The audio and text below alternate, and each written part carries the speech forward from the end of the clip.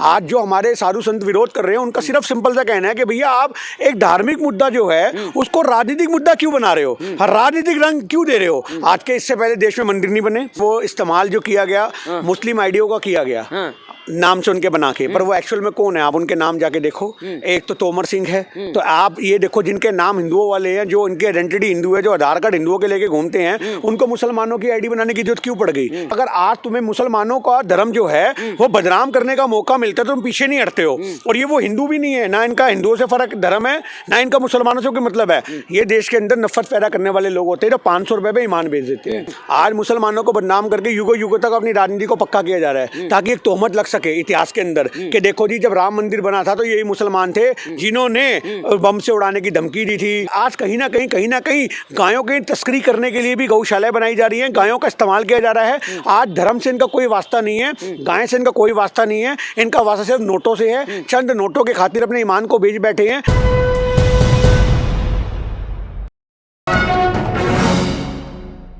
नमस्कार, मेरा नाम है राशिद कमाला। हमारे साथ गिन्नी सैनी जी हैं, इनसे बातचीत करेंगे। जिस तरह से अयोध्या राम मंदिर का प्राण प्रतिष्ठान होने वाला है, साधु संत तो विरोध कर ही रहे थे, लेकिन दूसरी तरफ जो है राम मंदिर को उड़ाने के लिए, योगी आदित्यनाथ को उड़ाने के लिए जो ईमेल जो जुबैर खान की तरफ से दिया गया, उसमें यूपी एटीएस ने 2 लोगों को गिरफ्तार किया है। वहीं जो शंकराचार्य का जो बयान है वो कह रहे हैं कि हम राम मंदिर में ताली बजाने जाएंगे, मोदी प्राण प्रतिष्ठान करेंगे तो हम क्या करेंगे वहाँ पे। तो गिन्नी जी से बात कर लेते हैं। गिन्नी जी, किस तरह देख रहे हैं राम मंदिर का लगातार जो है साधु संत कह रहे हैं कि नहीं हम नहीं जाने वाले हैं, क्या कैसे देख रहे हैं। देखिए सबसे बड़ी बात है जाएंगे तो सभी।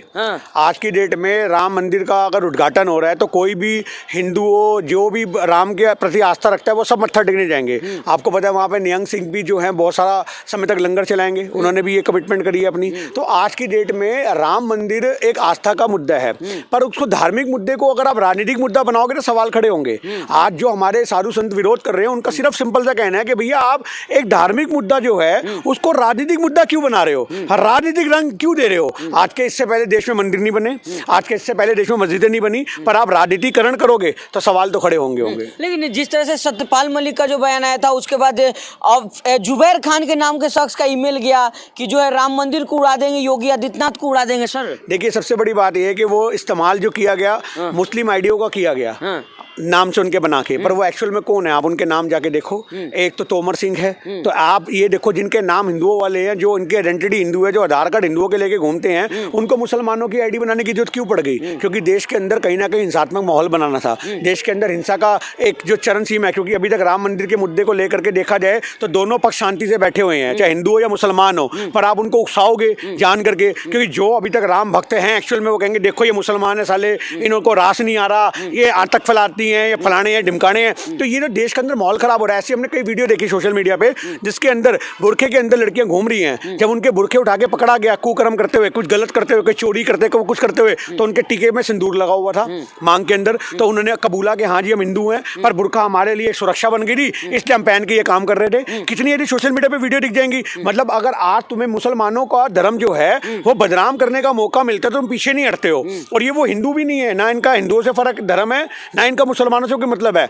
ये देश के अंदर नफरत पैदा करने वाले लोग होते हैं जो 500 रुपए में ईमान बेच देते हैं। तो क्या लग रहा है कि इस तरह से मुसलमानों को बदनाम करके क्या 24 की तरफ साधा जा रहा है क्या? देखिए सबसे बड़ी बात यह कि मुसलमानों को बदनाम करके 24 नहीं देखा जा रहा। आज मुसलमानों को बदनाम करके युगों युगों तक अपनी राजनीति को पक्का किया जा रहा है ताकि एक तोहमत लग सके इतिहास के अंदर कि देखो जी जब राम मंदिर बना था तो यही मुसलमान थे जिन्होंने बम से उड़ाने की धमकी दी थी, योगी को मारने की धमकी दी थी। क्योंकि ये तो अभी खुल के आ गया मुद्दा सामने, पर अगर ये मुल्क खुल के मुद्दा सामने ना आता तो हमेशा का हमेशा कौन बदनाम होता, मुसलमान बदनाम होते, और वो एक कलंक के इतिहास के रूप में लिखा जाता।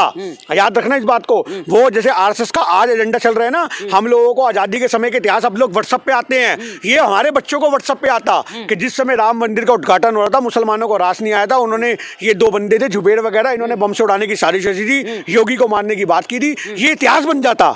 तो ये इतिहास को कहीं ना कहीं पकड़ लिया गया, ये बहुत अच्छी बात है, उसको धूमिल किया गया। राष्ट्रवादी लोग हैं वो लोग तो सर गौ रक्षक है, एक जो है एक किसान यूनियन का, सारे राष्ट्रवादी लोग हैं जो सर। गौ रक्षक की आप बात कर रही है वही लोग हैं जो गाँव की सप्लाई करते हैं। हाँ। आप गाय माता के जो कत्ल खानों में भेजी जाती है, ये वही लोग हैं जो उनका संरक्षण करके पहले अपने अंडर में लाते हैं और उसके बाद उन्हें कटने के लिए भेजते हैं। आपको क्या लगता है कि एशिया के अंदर जो इतना बड़ा कत्ल खाना यूपी में चलता है, क्या उसको चलाने वाले मुसलमान हैं? आप मुझे बताओ ना। तो उसको चलाने वाले मुसलमान हैं। आप उनका रिकॉर्ड निकाल के देखना, आपको आरएसएस के बंदे निकलेंगे क्या हिंदू मिलेंगे जो चलाते हैं उस चीज को? आप ये बात बताओ। अगर आज की डेट में अगर आप गौ रक्षक हो तो मैं कहता हूं कि बड़े बड़े जो आज गौशालाएं चल रही हैं, आप उधर जाके कभी रिपोर्टिंग करो, आपको तड़पती हुई गाय मिलेंगी मरती हुई। आप ये बात बताओ। तो ये आज कहीं ना कहीं गायों की तस्करी करने के लिए भी गौशालाएं बनाई जा रही हैं, गायों का इस्तेमाल किया जा रहा है। आज धर्म से इनका कोई वास्ता नहीं है, गाय से इनका कोई वास्ता नहीं है, इनका वास्ता सिर्फ नोटों से है। चंद नोटों के खातिर अपने ईमान को बेच बैठे हैं। तो इन लोगों को ना गाय नजर आती है, ना इन लोगों को देश की शांति नजर आती है। सत्यपाल मलिक का जो बयान है वो याद है आपको सर?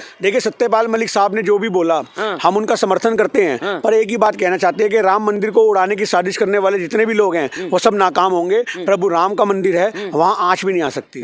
तो ये जो मोदी जी कह रहे हैं कि आप लोग जो खुशहाली मनाइए, 1600 ट्रेन जो अयोध्या चलने वाला, हवाई चप्पल वाले हवाई जहाज से यात्रा करने वाले। देखिए, सबसे बड़ी बात यह है कि मोदी जी का तो बोलने का मतलब नहीं बनता। आदमी की अपनी श्रद्धा है। आदमी के पास अगर तेल होगा तो दिए भी जलाएगा।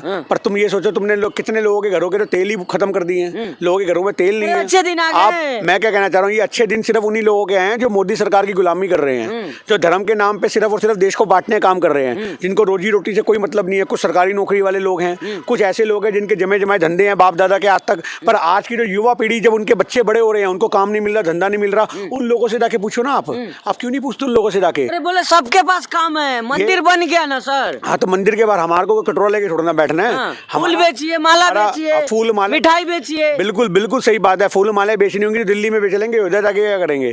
फूल बेचने के लिए। तो बिल्कुल सही बात है। पर एक बात, पूरा देश वहाँ पे बैठ के फूल नहीं बेच सकता ना भाई। पूरा देश वहाँ बैठ के दिए नहीं बेच सकता। तो बेचने वाली अगर बेचेंगे तो खरीदेगा कौन? अगर सारी बैठ जाएंगे। आज मुद्दा ये है, लोगों को वो रोजगार दो जिसके लिए वो सक्षम है, जिसके लिए एक बड़ा बड़ा इंजीनियर करके बैठा है, कोई IT इंजीनियर है, कोई कुछ है। अभी हमने एक पंजाब की लड़की की वीडियो देखी जो सेंट्रल गवर्नमेंट से कब से नौकरी का निवेदन कर रही है, जो नौकरी सेंट्रल गवर्नमेंट के अंडर में थी, और वो लड़की पता नहीं कितनी हायर क्वालिफाइड होकर के चपरासी की नौकरी का फॉर्म भर रही है। तो आप ये चीज देखो ना भाई, आप कहते हो नौकरी तो है, अरे ये मतलब थोड़ी ना मेरा कुछ स्टेटस मैटर नहीं करता। अगर आज मैं इतना पढ़ा लिखा हूं तो जरूरी थोड़ी ना कि मैं वो काम करूंगा जो मेरे लिए बना ही नहीं है। आप मुझे बताओ, आपको मुझे कहेगा मजदूरी कर ले, यहाँ से रोडे उठा, पत्थर उठा रहे, मेरा शरीर अलाउ नहीं करता, मैं उस मिट्टी का नहीं बना, तो मैं रोडे पत्थर के उठाऊंगा भाई। फिर मैंने इतनी पढ़ाई किस लिए की है? अनुभव जिसको आप कहते हैं वो कहते हैं कि आप लोग जो है मेहनत नहीं करना चाहते, मिट्टी अगर उठाने को मिल रहा है तो मिट्टी उठाइए ना। ऐसा कुछ नहीं होता ना, मिट्टी उठा के 400-500 से हमारे घर नहीं चल सकते ना। जिस आदमी की रोज के 2000 रुपए के खर्चे होंगे वो अपने मुताबिक काम देखेगा ना भाई, अपने मुताबिक काम देखेगा। उन्हीं अनभक्तों से हमारा सवाल है, क्या मिट्टी उठाने वाले से तुम गाड़ी वाले मर्सिडीज में घूमने वाले अपनी बहन ब्याह दोगे? पूछो अनभक्तों से, ब्याह दोगे अपनी बहन? अगर कोई आदमी मिट्टी मेहनती तो है ना भैया, क्या दिक्कत है? अपनी बहन ब्याह दो। तुम ब्याहोगे नहीं ब्याहोगे, तुम कहोगे स्टेटस हमारा मैटर नहीं करता, इसकी झुग्गी में भेजेंगे। तो आज खाली पेट भरने ही जो है, मेरी बात याद रखना, पेट भरने ही सिर्फ रोटी नहीं होता, शरीर को बहुत से पौष्टिक आहार भी चाहिए होते हैं। तो आज की डेट में हमारे देश के उन सभी लोगों से सवाल है कि जो धर्म के नाम पे राजनीति कर रहे हैं, उनका विरोध कब होगा? कब देश के मुद्दों पे बात होगी? कब देश के मुद्दों पे सोशल मीडिया और जो हमारा नेशनल मीडिया वो जागेगा? जब तक हमारे देश के अंदर राष्ट्रीय मुद्दा नहीं बनेंगे, देश के मुद्दे बेरोजगारी हो गया, जो बाकी महंगाई के मुद्दे हो गए, जब तक हमारा देश पिछड़ता जाएगा और ऐसे ही देश में नफरतें बढ़ती जाएंगी। अच्छा गिन्नी जी, लेकिन जिस तरह अगर ये सच में अगर ये मुसलमान होते, जिस तरह से मीडिया में चल रहा था, जब ईमेल आया था कि मुस्लिम लड़के ने धमकी दिया, अगर सच में मुसलमान होते तो क्या माहौल होता देश में? कुछ नहीं होता। आपसे पूछते हैं भैया क्या नाम है, राशिद नाम है, चल तेरे को भी पहले खोपचे में लेते हैं। फिर उसके बाद तुम्हारे ये फोटोग्राफर को पूछते जो ये कैमरामैन बैठा है क्या मुसलमान है, अपना आई कार्ड दिखा, ये कहता मुसलमान है, चल खोपचे में चल तू भी। यही आपको जो पूरा देख रहे हो जगह जगह घाटियां सी बनी हुई हैं, यही आपकी समाधि बना देते। आप याद रखना इस बात को। अगर देश के अंदर ये भाईचारे, इनके पास 4-5 मुसलमान है जो सिलेक्टेड है, ये उस्मान साहब की बात करेंगे, ये APJ कलाम साहब की बात करेंगे, इनके पास 3-4 मुसलमान है जो अच्छे इनको नजर आते हैं। बाकी अगर एक देश का आम नागरिक है तो वो इनके लिए आतंकवादी है। ये सबसे बड़ा सवाल है। अरे RSS प्रमुख तो कह रहे हैं कि सब भाई है हमारे, मुस्लिम भाई। हाँ, वो जाके शॉल पहन तो रहे हैं RSS प्रमुख। RSS प्रमुख जो हैं वो जाकर के इमाम साहबों के द्वारा शॉल पहन तो रहे हैं। तो यही तो बात है कि आज इनके जो बड़े हैं उनमें समझदारी बची है, पर उन्होंने अपने प्यादे छोड़ रखे हैं ना भिड़ने के लिए। जाओ और जाके भिड़ो। आज हमारे देश के अंदर जो इनके प्यादे हैं वो गन मचाते हैं। ऊपर से तो ऑर्डर है भाईचारा निभाने का, पर जो नीचे वाले हैं वो नफरत बांटते हैं। तो आज कहीं ना कहीं बीच की जो कड़ियां हैं वो ये काम कर रही है, उनको पकड़ना पड़ेगा। चलिए, बहुत शुक्रिया बात करने के लिए। तो ये थे गिन्नी सैनी जी, तो तमाम मुद्दे पर चर्चा कर रहे थे। गिन्नी जी बेबाकी से अपनी राय रखते हैं, आपकी क्या राय है कमेंट बॉक्स में हमें जरूर बताइएगा। बहुत बहुत धन्यवाद।